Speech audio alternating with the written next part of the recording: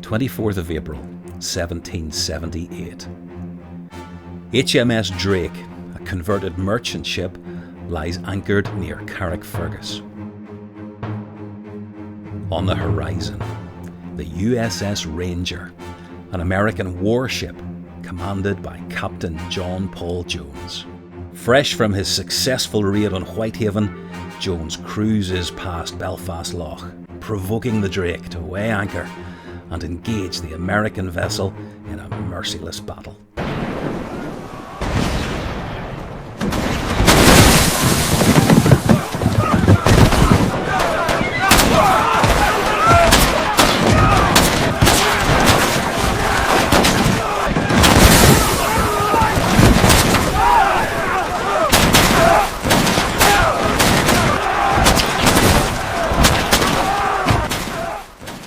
Upon surrender, Captain Jones takes possession of the Drake and anchors behind the Copeland Islands near Donaghadee.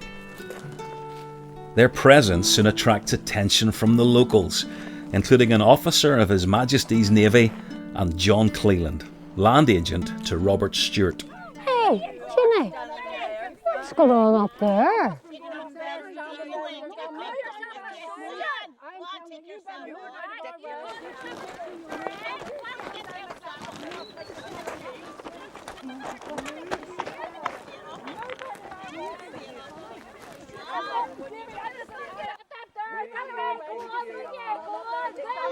The locals are getting restless, Mr. Cleland. Don't worry, Lieutenant Morgan. Davy Atchison is a good man. He will sort them out.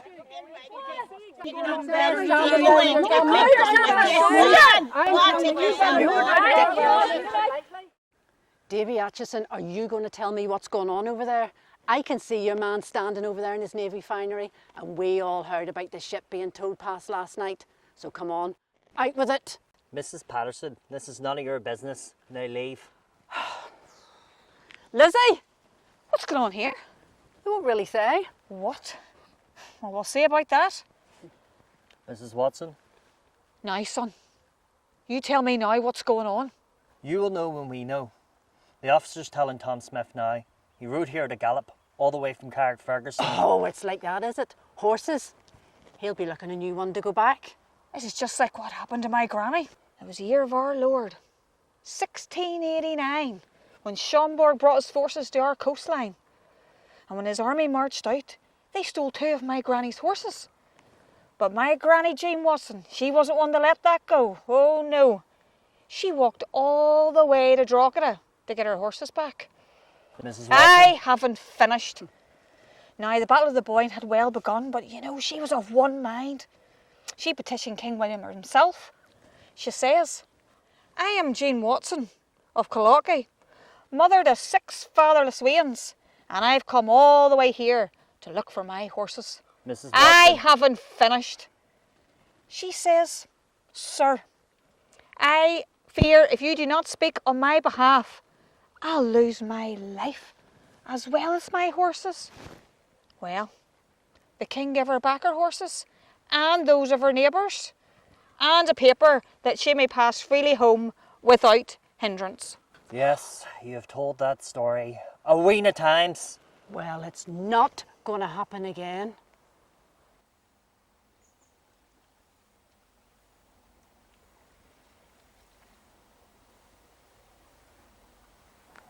No doubt this attack will swell the ranks of the volunteers, Mr. Cleland.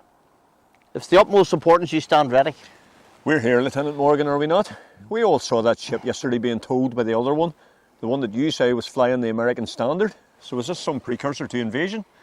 The Americas right now are in open revolt against the Crown. So should we now expect an attack from the French? We have no reports of any French movements. But the fact that this ship sailed into British waters and engaged the King's ship means they will be pursued. And no doubt he will flee back to his allies, the French. And word of this will no doubt go across the ocean to his kinsmen. Aye, his kinsmen, you say? Many of those kinsmen you speak of have kin of their own in this very land that we stand on. And well, I know it, but what is your point? My point is, the American revolt against the Crown is something akin to what occurred here in 1689. And as you know, the Presbyterians here have deep sympathies for their colonist brethren across the ocean. But true enough, an attack right now from the French is likely. Well, they may see this as a weakness in British waters, but we must show that they're mistaken, and gravely mistaken. Concerning words, but losing a Royal Navy ship must rankle the Admiralty. Oh, indeed it does. The fact that this American privateer could sail into Belfast Lough and engage one of His Majesty's ships by luring her out into open waters to engage in battle for over an hour, where a King's officer was killed. Captain Burton fell and the King's ship had to surrender. The American took her as a prize, and now she sits behind these islands, being repaired and made ready for sea. And do you know who commanded this ship? Oh, indeed we do. Captain Paul Jones, Scottish by birth, but a man of some renown. But even his actions after this battle took us by surprise. Upon the attack being completed, he sent 3 men ashore with 3 guineas apiece, and part of the King's ship mainsail to be taken to Carrickfergus to be made into a pair of breeches. He's nothing more than an insolent dog. A well-mannered Scottish brigand then. I think I like the man. Good day to you, Lieutenant Morgan. I shall go into town and muster some additional men and see about getting you a horse.